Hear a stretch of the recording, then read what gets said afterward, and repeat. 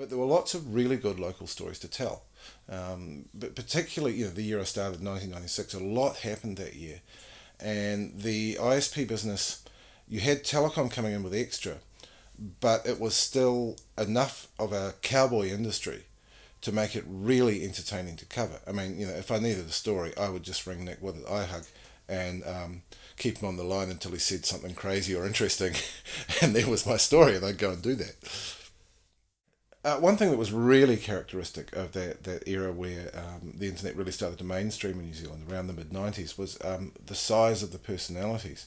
You had guys like John O'Hara at Voyager, you had the Wood Brothers at iHug, who were just wonderful rascals, and you had this guy, Chris Tyler, who was the founding general manager of Extra, who Rod Dean had found presenting at some conference in America, thought he was a genius and brought him back. And Chris Tyler was an extremely unusual person, and he was unusual to work with, I gather, and he was unusual to interview. And yeah, man, we got some stories out of that. And at one point, he just disappeared, and Telecom wouldn't tell us where he was.